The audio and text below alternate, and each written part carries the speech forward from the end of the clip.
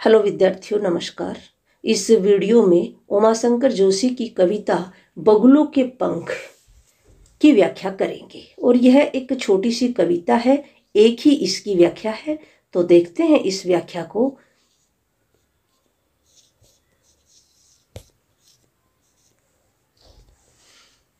व्याख्या है, नभ में पाती बंधे बगुलों के पंख, चुराए लिए जाती वे मेरी आंखें, कजरारे बादलों की छाई नभ छाया, तैरती सांझ की सतेज श्वेत काया, होले होले जाती मुझे बांध निज माया से, उसे कोई तनिक रोके रखो, वह तो चुराए लिए जाती मेरी आंखें, नभ में पाती बंधे बगुलों की पंखें। यहाँ पर कठिन शब्द देख लेते हैं। पाती होता है पंक्ति, पंक्ति बंधे पंक्तिबद्ध,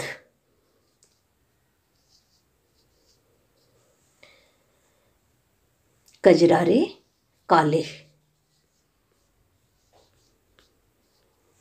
नभ आकाश,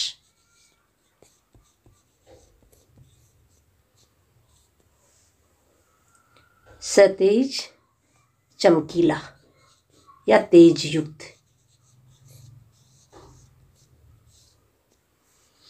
श्वेत सफेद,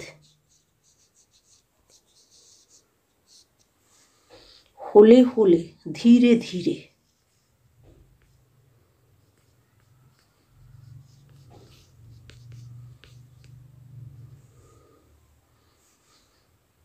माया आकर्षण,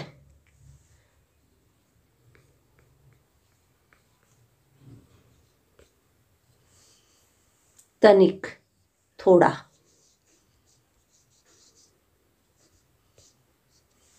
अब इसकी व्याख्या को करते हैं। तो देखो यहाँ पर व्याख्या हो जाएगी। कवि ने क्या किया है, प्रकृति चित्रण किया है और प्रकृति में उस समय का चित्रण किया है जब वर्षा ऋतु का समय है और आसमान में काले बादल छाए हुए हैं और उसमें काले बादलों में बगुले जो हैं वो पंक्ति बना करके उड़ रहे हैं। तो बगुलों की सुंदरता किस प्रकार की है, किस प्रकार का अनुभव कवि कर रहा है, उसका वर्णन किया है। और कवि कह रहा है कि नभ में जो पंक्तिबद्ध बगुले अपने पंखों को फैला करके उड़ रहे हैं वो मेरी नेत्रों को चुराए लिए जा रहे हैं, अर्थात वो मुझे अपनी ओर आकर्षित कर रहे हैं। मैं उन्हें एक टकटकी लगा करके देखे जा रहा हूँ। आगे कवि कह रहे हैं कि आकाश में काले काले बादलों की छाया फैली हुई है, उसमें श्वेत बगुलों की पंक्ति ऐसे लगती है मानो संध्या की श्वेत तेज युक्त काया आकाश में तैर रही हो,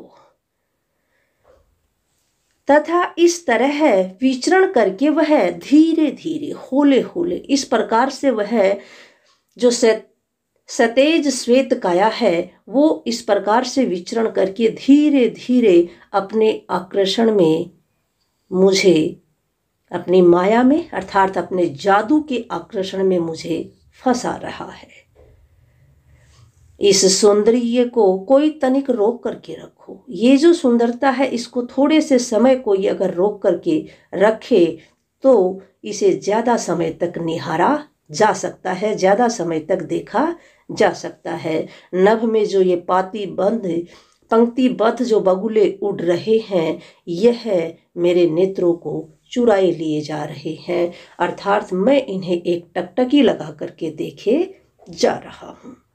अब इस व्याख्या को प्रसंग और विशेष के साथ करते हैं। प्रसंग है प्रस्तुत काव्यांश आरोह में संकलित कवि उमाशंकर जोशी की कविता बगुलों के पंख से लिया गया है। गुजराती भाषा की इस कविता का हिंदी रूपांतरण रघुवीर चौधरी और भोला भाई पटेल ने किया है।